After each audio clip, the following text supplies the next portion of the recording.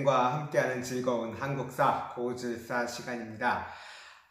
우리 전 시간에는 우리 고려 전식에 걸친 고려의 대외 관계에 대해서 공부를 했습니다. 그렇죠? 10세기에서 11세기에 걸친 시기에는 거란족의 침입을 받았다는 거죠. 그래서 서희와 강감천이 활약을 했고 12세기에는 여진족과 충돌을 하죠. 그래서 윤관이 여진 정벌을 단행하고 동북 구성을 축조했다라는 것도 얘기했습니다. 13세기에는 이제 몽골의 침입을 받았습니다. 그렇죠?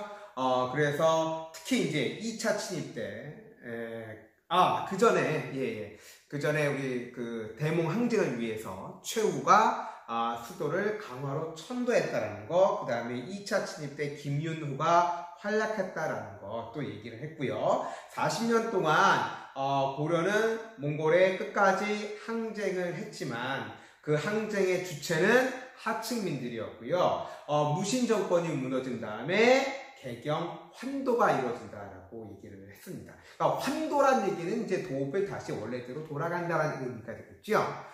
그 다음에 이 개경 환도, 몽골에 굴복한 것에 이제 반발해서 최씨 정권의 사병 집단이었던 삼별초가 봉기를 하게 되죠. 그래서 강화도에서 봉기를 해서 진도, 제주도로 본거지를 옮겨가면서 3년여에 걸쳐서 항쟁했다라는 것도 공부를 했습니다. 자, 그러면 이번 시간에는 어떤 내용에 대해서 공부를 하냐면 우리가 개경 환도가 이루어지잖아요. 1270년에. 그때부터 이제 고려 후기 사회라고 볼 수가 있는데 이 시기는 당연히 원의 정치적 간섭을 받았던 시기입니다. 그러니까 우리는 그거를 뭐라고 하냐면 원 간섭기다 이렇게 얘기를 해요.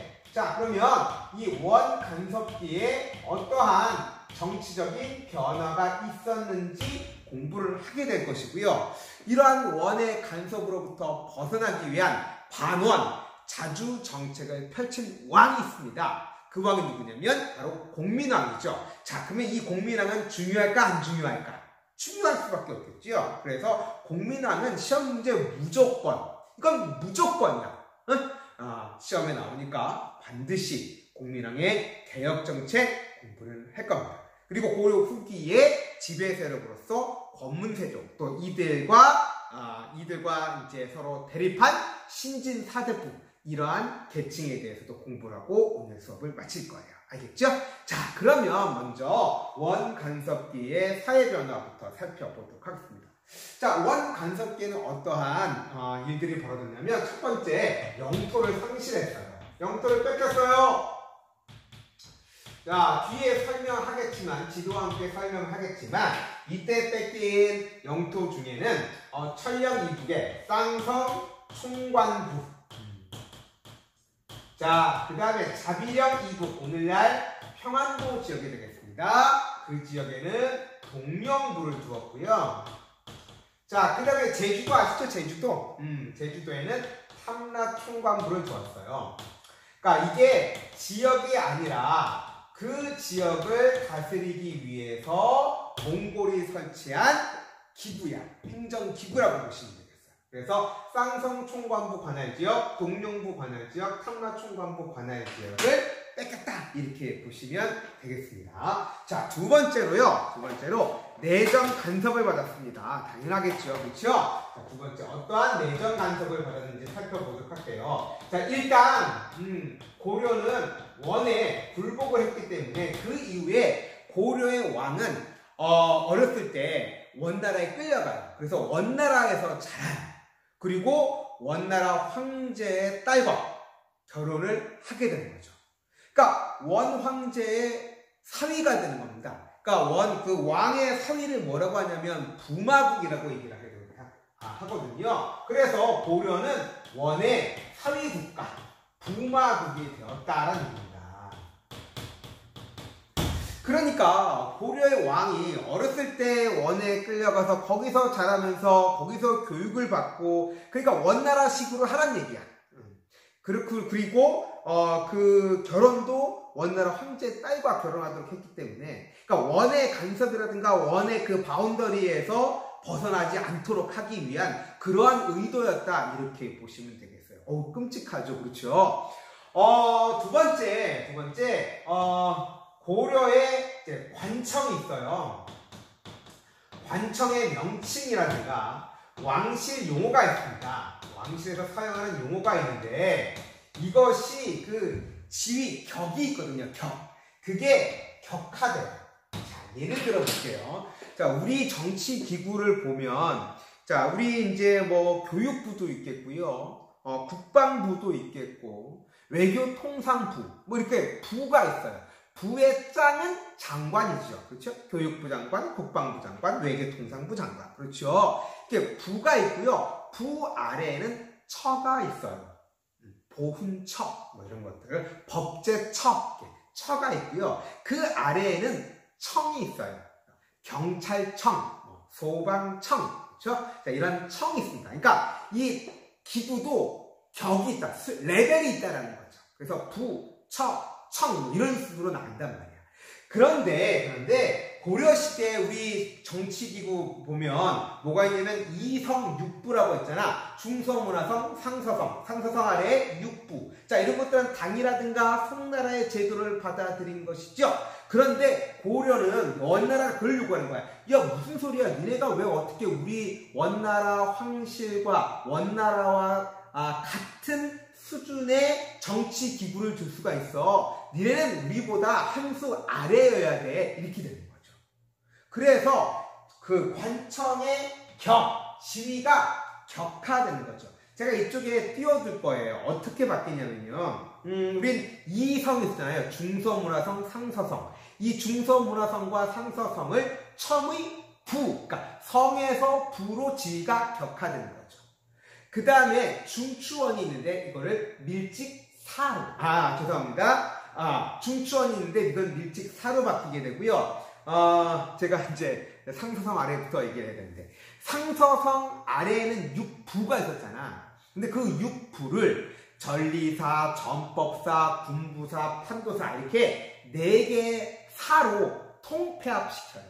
그러니까 이런 것들은 결국 관청의 지위를 낮춘 것이다 이렇게 보시면 되겠고요. 왕실 용어도 바꿔요. 그래서 고려는 황제국을 칭했잖아요. 그래서 자신을 뭐라고 지칭했냐면 그 신하들이 그 왕을 폐하라 했단 말이에요. 황제를 부를 때 보통 폐하라고 하죠. 자, 그런데 니네가 무슨 폐하냐 말도 안 된다는 얘기죠. 그래서 전하로 바뀌게 된 거죠.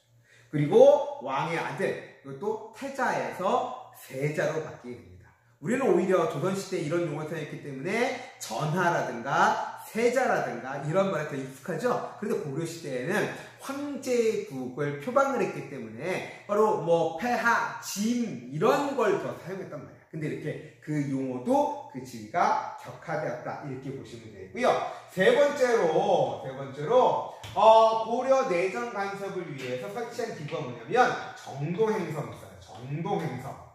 자, 이 정동행성은 일본 원정을 위해서 설치한 기구였는데 일본 원정이 실패해서 포기한 이후에도 그대로 남아서 조선의 내정을 간섭했고요. 그 다음에 원에서는요, 조선이 아니죠. 그렇죠? 고려가 혹시 원나라를 배신하나 안 하나 이런 것들을 감시하기 위한 감찰관을 파견했어요. 그걸 뭐라고 불렀냐면 다루가치라고 불렀어요. 그러니까 이 다루가치를 파견해서 고려의 내정을 간섭했다. 이렇게 보시면 되겠습니다. 자, 이런 내정 간섭 외에도 당연히 또 경제 스타일 장난 아니었죠. 그렇죠? 자, 당연히 몽골은 고려에게 다양한 특산물을 요구했겠죠. 금도 있고요, 은도 있고요. 그 다음에 인삼도 있고요. 특이하게 매도 있어요. 매. 고려산 매를 해동청이라고 했는데, 이 고려의 매가 그렇게 똑똑했나 봐요. 그래서 원의 지배층에서 고려산 매를 그렇게 좋아했다고 합니다. 이런 것도 갖다 바쳐야 돼. 특히나 중요한 건 이 원나라 간섭기에 원나라는요, 고려의 천여까지 요구를 해요. 여러분들 많이 들어보셨나요? 그래서 곡물로 바쳐지는 천여, 공녀라고 해요. 공녀도 선발해서 끌고 갔어요. 그러니까 이게 얼마나 힘들겠습니까? 그렇죠? 고려의 천여까지. 그러니까 가가지고 저기 뭐야 저 먼 타국에 가가지고 거기서 거기 뭐가 되는 거야 지배층의 첩이 되기도 하고요. 아니면 그 시중 드는 그러한 역할도 하게 되기도 하고요. 얼마나 무서웠을까요, 그렇죠? 자, 그래서 특산물이라든가 공료도 바쳐야 했다라는 것입니다. 자, 그 다음에 이런 원 간섭기에는 아무튼 좋든 싫든지 간에 원과 고려 사이에 인적, 물적 교류가 상당히 활발하게 일어나면서 원의 문화가 고려에 들어와서 널리 유행을 합니다. 그래서 몽골의 풍속이 많이 유행하게 되는데 주로 지배층을 중심으로 유행하게 되거든요. 이거를 뭐라고 하냐면 몽골풍이라고 얘기를 해요. 몽골풍.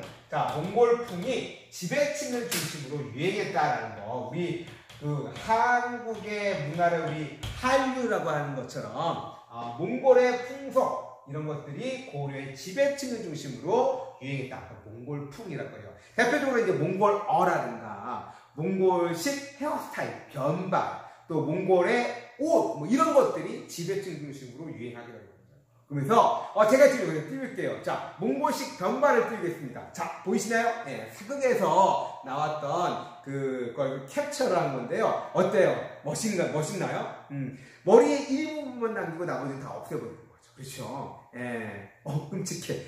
제가 그런 헤어스타일을 한다라고 하면 정말 못생겨 보이게 될 것 같아요. 그렇죠? 그나마 지금이 좀 낫죠. 물론 머리는 좀 빠지고 있는 것 같긴 하지만 이렇게 해서 지금 원간섭기의 사회 변화를 제가 설명을 드렸고요. 자, 이제 두 번째 주제로 바로 이러한 원의 간섭을 받으면서 고려의 자주성은 완전히 큰 타격을 입었잖아요. 자, 이러한 자주성을 회복하기 위한 반원 자주 정책을 펼치는 국왕이 등장합니다. 이 사람이 바로 그 유명한 공민왕이에요. 공민왕. 자, 제가 여기서 공민왕 그러니까 한 가지 여러분들 더 얘기할 게 더 있네요. 첫 번째 그게 뭐냐면 우리 그 전에 고려 전기의 왕들, 그 전에 원간섭기 이전의 왕들을 보면 태조다, 광종, 성종, 예종, 의종 이런 왕들이 등장하죠. 근데 그 왕의 명칭을 보면 조나 종을 쓰고 있죠. 그런데 지금 얘기하는 왕은 공민왕이에요. 조나 종을 쓰지 않네요.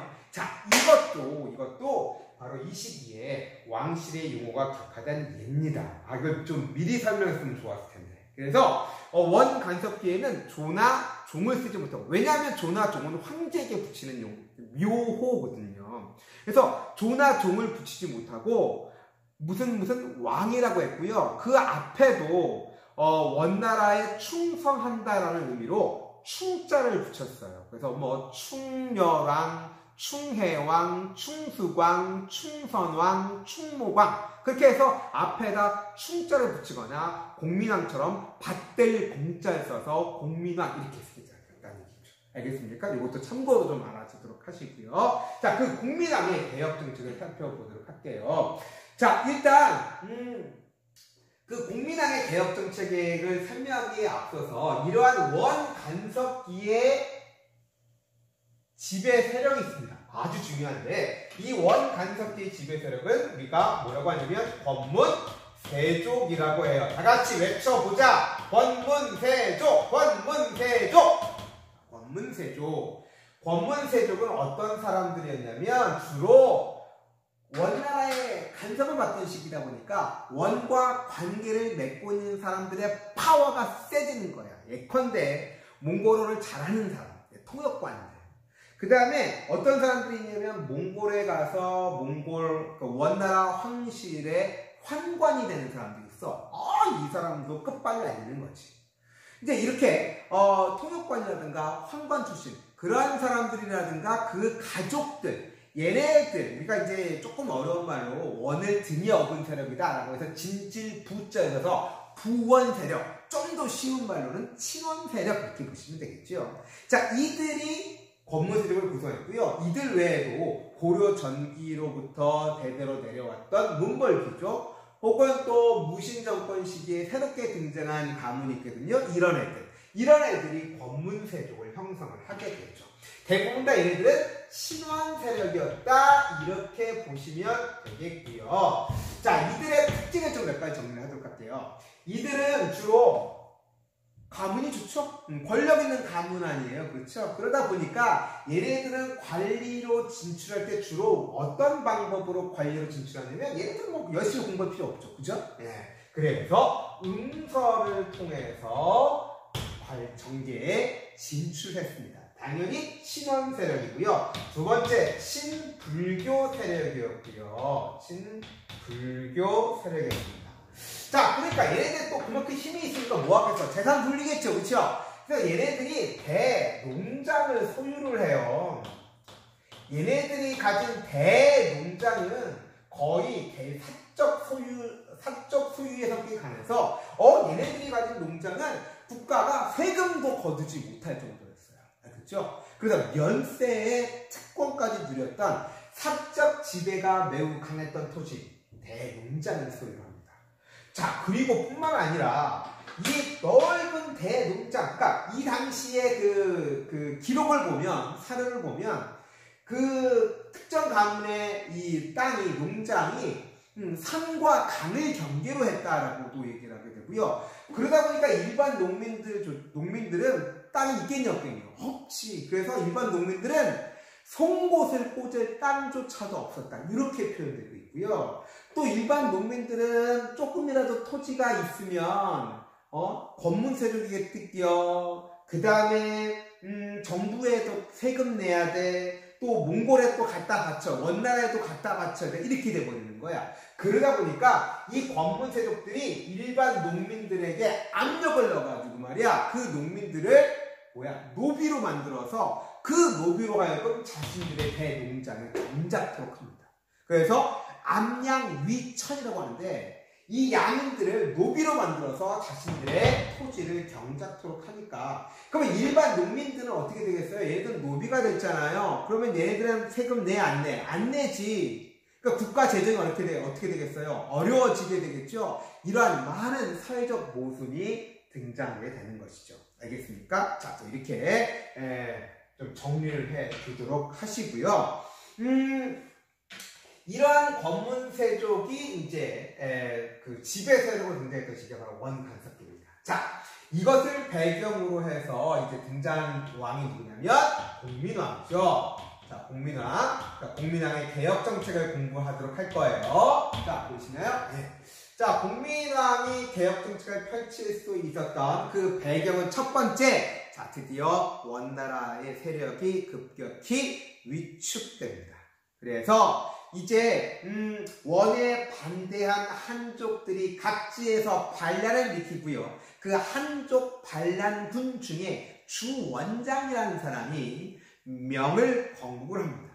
그래서 원나라와 명나라가 공존하고 명나라에 의해서 원나라가 쫓겨나가죠.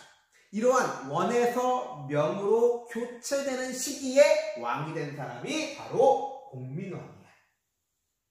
알겠습니까? 그러면 이러한 국제 정세를 바탕으로 해서 공민왕은 개혁 정책을 실시한다.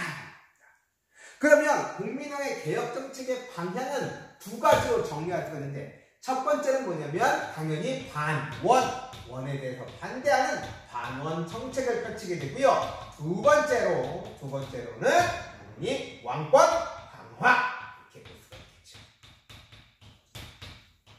왕권 강화 정책을 펼치게. 자, 그러면 반원 정책으로 어떻던 거 할까? 일단 친원 세력 숙청 제거해야 될 거 아니겠습니까? 그렇죠? 친원 세력의 대표적인 인물이 누구냐면 바로 기철이라는 사람이에요. 이 기철의 여동생이 누구냐면 원나라의 공녀로 끌려갔다가 원나라 황제의 부인이 되는 입지전적인 여자가 등장합니다. 드라마 소재로도 사용되었던 기황후가 있습니다. 이 기황후의 오빠가 기철이니까 아니 고려의 왕이 눈에 보이겠어요. 내 여동생이 황후인데 고려의 왕이 눈에 보이겠어요. 그러니까 이 공민왕은 눈에 가시처럼 보였겠죠. 친원 세력의 탑 제일 꼭대기 얘를 친 거야. 그렇죠? 신원 세력을 제거를 했고요. 자, 두 번째로 어떻게 해야 돼?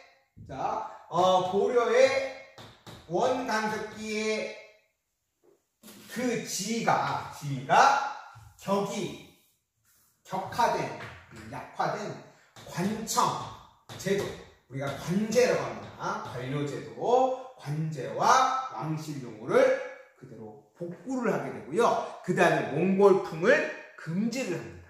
그래서 변발을 금지를 시키고 스스로도 이제 고려 왕의 초기에는 변발을 했겠죠, 그렇죠? 변발도 스스로 풀어헤쳐버립니다. 알겠죠? 자, 그래서 관제도 복구하고 몽골풍도 금지했습니다.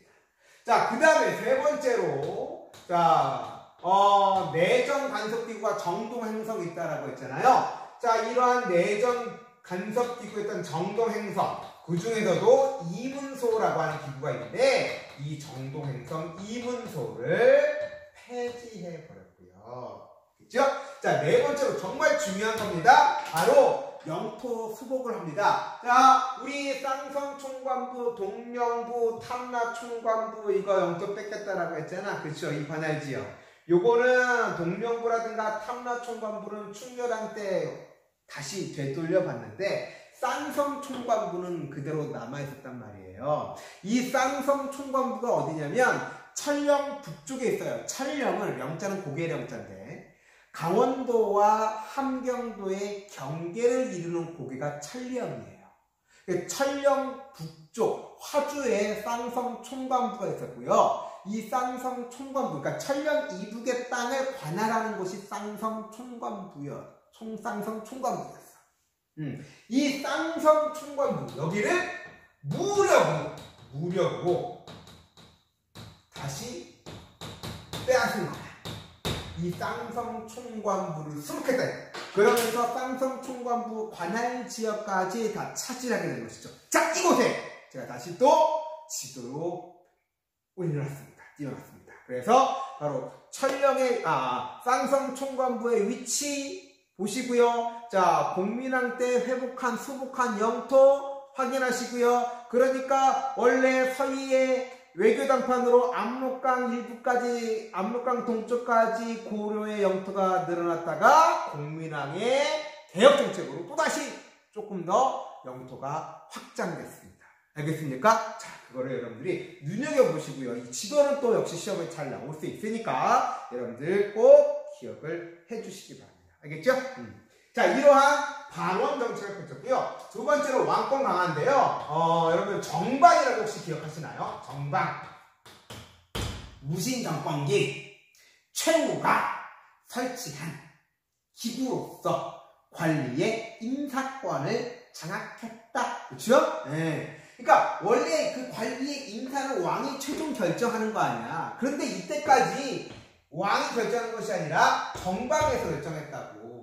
어떤 사람들에 의해서, 헌문세족들에 의해서. 그러니까 왕권을 다시 회복하려면 어떻게? 정방부터 어떻게 해야 돼? 없애야 돼. 정방 폐지한 거야. 어느 왕이? 공민왕. 그렇죠? 네. 두 번째로 신돈이라고 하는 승려가 있습니다. 신돈을 등용을 해서 바로 전민 변정도감을 설치하도록 합니다. 전민 변정도감. 자, 보세요. 이러한 그 공민왕의 개혁 정책은 반원 정책도 마찬가지고 왕권 강화를 내세우니까 당연히 어떤 세력들의 힘을 누르려고 하는 거야. 그렇죠? 권문 세력들의 힘을 눌러야 되겠죠. 그렇죠?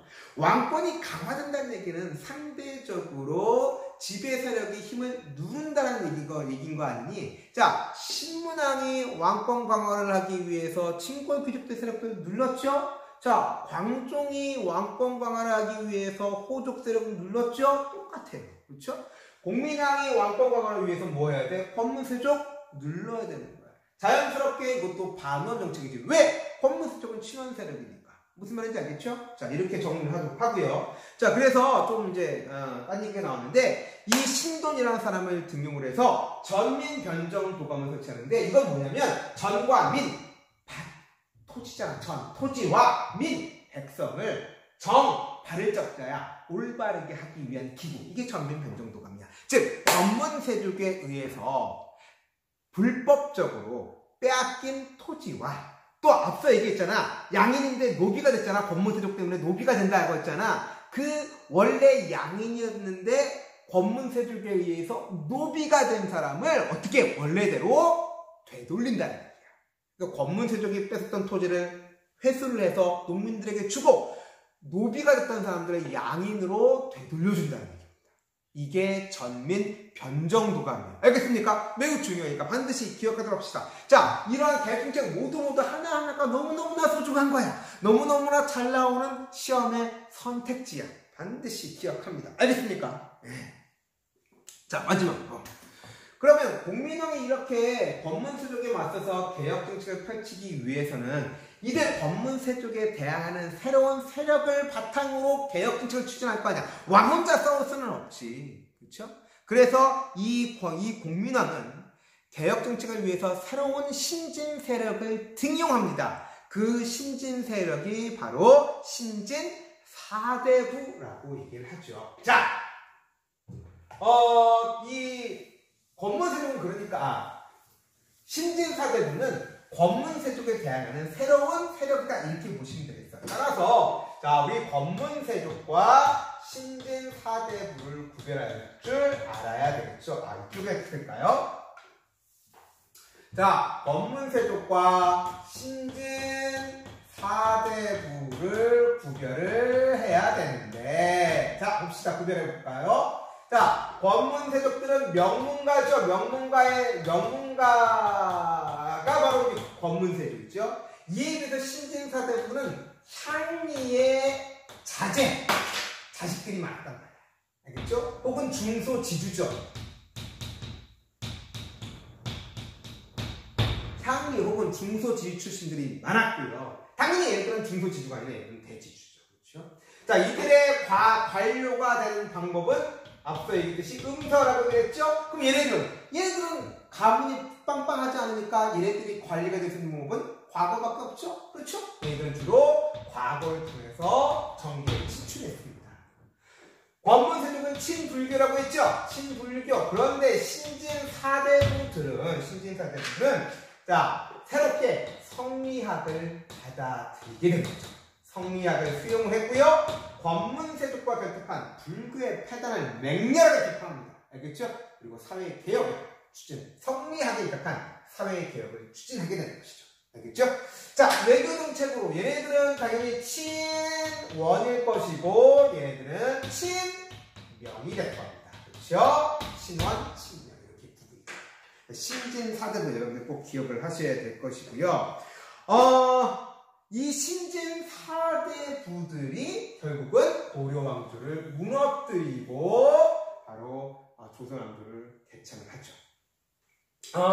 이들 외에 앞서 지난번에 대외관계를 설명하면서 잠깐 얘기했었는데 14세기에 홍건적과 외구의 침략을 격파하면서 새롭게 등장하는 세력들이 있다. 전 국민적인 스타로 떠오르는 세력이 있다. 누구? 최영과 이성계를 중심으로 하는 신흥 무인 세력이 있다고 얘기했습니다. 그렇죠? 이 신흥 무인 세력 중에서도 미천한 가문 출신인 이성계 있죠. 그 이성계가 신진사대부 중에서 아주 급진적인 개혁가 정도전, 그렇죠? 정도전과 결탁을 하게 되는 것이고 이들에 의해서 결국은 고려가 멸망을 하고 조선이 건국된다. 이렇게 제가 정리할 수 있을 것 같습니다. 지금까지 제가 원간섭기의 사회변화, 국민왕의 개혁정책, 자, 그 과정 속에서 권문세족과 신진사대부 제가 설명드렸습니다. 아시겠죠? 자, 지금까지 한 내용이 바로 오늘 학습할 내용이고요. 자, 수업 듣느라고 고생 많으셨어요. 좀 많은 분량인데 여러분들 잘 정리하시고요. 조금 이따 PPT로 다시 정리하도록 하겠습니다. 다음 시간에 만날게요. 안녕. PPT를 통해서 제9강 고려의 대외관계와 원간섭기의 사회변화 두 번째 원간섭기의 사회변화를 공부하도록 하겠습니다. 먼저 원의 간섭에 대해서 살펴보도록 하죠. 원간섭기의 고려는 영토를 상실해야 했습니다. 대표적으로 천령 이북의 땅이었던 쌍성 총관부, 그 다음에 자비령, 오늘날 평안도 지역이 되겠습니다. 그 지역의 동령부, 그 다음에 제주도죠. 탐라 총관부를 두어서 그 지역 일대를 원이 직접 통치를 했죠. 그래서 고려의 입장에서 보면 영토를 상실했다, 이렇게 보면 되겠습니다. 내정 간섭을 했죠. 고려의 국왕은 원의 공주와 결혼해야 했습니다. 그러니까 고려의 왕자들은 고려의 왕은 왕자 시절에 어렸을 때부터 원에 끌려가서 거기서 자라고 원의 공주와 결혼함으로써 원 황제의 부마가 되는 것이죠. 그래서 고려는 원나라의 사위의 국가가 됐다, 이렇게 보시면 되겠고요. 이에 따라서 관청의 명칭이라든가 왕실의 용어도 그 지위가 격화되었습니다. 예를 들어서 중서문화성과 상서성은 첨의 부로 격화되었고요. 중추원은 밀직사, 육부는 4개의 사사로 격화되었고요. 왕에게 붙이던 폐하라는 칭호는 전하로, 그 다음에 그의 아들이었던 태자는 세자로 그 용어가 격화되었고요. 요거 외에도 원래 고려의 왕들은 묘호로서 조나 종을 붙이도록 돼 있었는데, 이제 원의 간섭을 받게 되면서 왕의 묘호도 바뀌게 되죠. 그래서 무슨 왕, 땡땡 왕으로 바뀌게 됩니다. 그리고 그 앞에는 원나라에 충성했다라는 의미의 충이라든가, 그 다음에 공자를 쓰게 되죠. 공민왕처럼 말이죠. 그래서 이때부터는, 그전에는 조나 종이 붙였었는데, 원의 간섭을 받던 이후에는 충렬왕, 충해왕, 충숙왕, 충선왕 등등 충자가 붙거나 공민왕, 그래서 무슨 왕으로 끝나게 된다라는 겁니다. 그만큼 고려의 지위, 격이 약화되었다, 낮게 되었다, 이렇게 여러분들 정리를 하시면 되겠습니다. 또한 고려의 내정을 간섭하기 위해서 정동 행성을 설치를 했고요. 그 다음에 감시하기 위해서 다루가치라고 하는 감찰관을 파견을 해서 고려의 내정을 간섭했습니다. 또한 경제적 수탈에 시달렸는데요. 금이라든가 임삼, 은, 매, 이러한 고려의 특산물은 물론이고요. 특히 공렬화해서 고려의 천어까지도 데리고 갔죠. 징발해 갔습니다. 한편 그 고려와 원 사이에 활발한 인적, 경제, 문화적 교류가 이루어지게 되면서 주로 고려의 지배층을 중심으로 몽골의 풍속이 유행하게 되는데, 이거를 몽골풍이라고 합니다. 대표적으로 몽골어라든가 몽골식 변발, 그다음에 몽골의 어떤 옷, 이런 것들이 유행하게 되었다는 거고요. 상대적으로 역시 고려의 풍속이 또 원의 지배층 사이에 전해져서 고려양이라고 불리기도 했었습니다. 알겠죠? 자, 이렇게 해서 원 간섭기에 있었던 정치, 경제, 사회적 변화 살펴봤고요. 이제 원나라의 세력이 약화되고 새롭게 명나라가 들어서면서 원에서 명으로 교체되는 시기가 됩니다. 그 시기에 왕이 된 사람이 공민왕인데, 이 공민왕은 이러한 국제 정세를 바탕으로 해서 개혁 정치를 펼치게 됩니다. 아주 중요한 부분이니까 여러분들 반드시 꼭 기억을 하시고요. 공민왕의 개혁 정치의 배경부터 살펴보도록 하죠. 원의 간섭을 받는 동안 새로운 지배 세력이 형성됐다라고 얘기를 했어요. 뭐라고 얘기를 했죠? 그렇죠? 권문세족이 등장했다라고 얘기를 했습니다. 이들 권문세족은 고려 전기 문벌 귀족 가문 중 일부와, 그때까지 살아남았던 문벌 귀족 가문과, 그 다음에 무신 정권 때 새롭게 등장한 세력, 가문, 그뿐만 아니라 특히 이 권문세족의 중심이 이루었던 세력은 바로 원나라와의 관계를 통해서 성장한 세력이에요. 예를 들어서 몽골어 통역을 했던 통역관, 혹은 환관, 그러니까 그 원나라 황실의 환관으로 갔던 사람들이 이제 새로운 친원 세력으로서 권문세족을 형성을 하게 됩니다. 자, 이들 권문세족의 특징을 좀 정리를 하게 되면, 이들은 이제 지칭 권력 있는 가문이잖아요. 그러다 보니까 음서를 통해서 관직에 진출을 했고요. 특히 이들은 도평의사사를 장악을 해서 권력을 행사를 했습니다. 앞서 그 칠판에서 강의를 할 때 모르고 제가 이 부분을 빼먹었네요. 도평의사사는 뭐냐면 여러분들 고려 전기에 우리가 그 고려의 중앙정치제도 하면서 중서문화성의 고위관료 2품 이상의 고위관료, 우리 제신이라고 하고요. 중추원의 고위관료, 2품 이상의 고위관료를 우리 추밀이라고 했습니다. 그러니까 제신과 추밀이 모여서 국가중대사를 결정했던 독자적인 회의기구가 두 개가 있다고 했죠. 첫 번째는 도병마사, 두 번째는 식목도감이 있다고 했는데 이 도병마사가 확대된 것이 도평의사사예요. 그러니까 권문세족은 도평의사사를 장악을 하고 실질적으로 국가 중대사를 결정을 하고 권력을 장악했다. 이렇게 보시면 되겠습니다. 한편 이들은 권력을 이용해서 엄청나게 많은 토지를 소유를 했죠. 그래서 이 시기 고려 후기의 권문세족이 가지고 있던 토지를 우리 대농장이라고 하거든요. 자, 이 대농장은 심지어는 국가에 세금도 내지 않았어요. 그래서 면세 특권도 있었고요. 특히 이 권문세족들은 농민들을 압박을 해서 노비로 만들어요. 그래서 그 노비들로 하여금 이제 자신의 대농장을 경작토록 하는 거죠. 이에 따라서 양인의 숫자가 감소하고 이에 따라서 국가 재정도 악화되는 그러한 사회 모순이 격화되는 그러한 시기가 바로 고려 후기 원간섭기였습니다. 자, 앞서 얘기했듯이 원의 세력이 약화된 틈을 타서 이제 명나라가 성장하게 되고 이러한 원나라에서 명나라로 교체되는 그 시기에 공민왕이 개혁정책을 추진했다라고 정리를 했고요. 가장 중요한 개혁정치의 내용 살펴보도록 하겠습니다. 공민왕의 개혁정치는 크게 두 가지 방향에서 전개됐다. 첫 번째는 반원정책, 두 번째는 왕권 강화정책, 이렇게 정리를 할 수가 있습니다. 반원정책으로는 당연히 친원 세력을 제거를 해야 되겠죠. 친원 세력의 대표적인 인물 기철이라는 사람이 있다고 했습니다. 바로 원나라 황제의 두 번째 부인이 되는 기황후의 오빠죠. 그렇죠? 이 기철을 제거를 했고요. 그 다음에 관료 제도를 원상 복구시키었고요. 그 다음에 변발과 같은 몽골 풍속을 금지시켰습니다. 또한 내정간섭기구를 뭐라고 했더라? 정동행성이라고 했죠? 이 정동행성의 가장 핵심적인 기구가 정동행성 이문소인데 이 정동행성 이문소를 폐지를 했고요. 자, 또 중요한 쌍성총관부를 수복을 했어요. 자, 우리 쌍성총관부 옆에 지도와 함께 나와 있는데 이 지도 잘 나온다고 했습니다. 기억해 두세요. 자, 철령은 바로 이쪽이에요. 강원도와 평안도 지역의 경계들을 이룬 부분이 철령인데 이 철령 북쪽의 땅을 관할하는 기구가 쌍성총관부였어요. 이 쌍성총관부는 화주에 있었는데 이 쌍성총관부를 공격을 합니다. 그래서 이걸 무력으로 수복을 하게 되죠.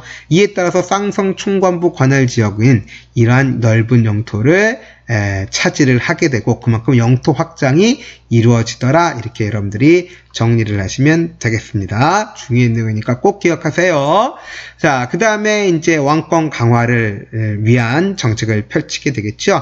왕권 강화를 한다는 얘기는 권문세족의 힘을 누른다, 이렇게 보시면 되겠어요. 왕권 강화를 위해서 정방을 폐지를 했습니다. 관리의 임사권을 장악한 최후가 설치한 기구라고 얘기를 했죠. 근데 이때까지 사라지지 않고 계속해서 관리의 임사권을 장악해서 왕권을 제한하는 역할을 했단 말이에요. 이 정방을 폐지를 했고요. 또 승려였던 신도원이라는 사람을 등용을 해서 전민 변정도감을 설치를 합니다. 전민, 즉 토지와 백성이죠.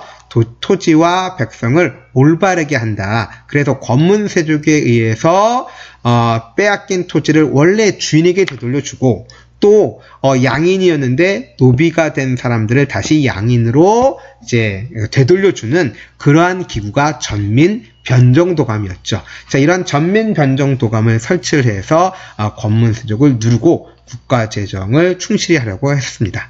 당연히 이러한 공민왕의 개혁 정치는 권문세족의 반발을 불러왔고요.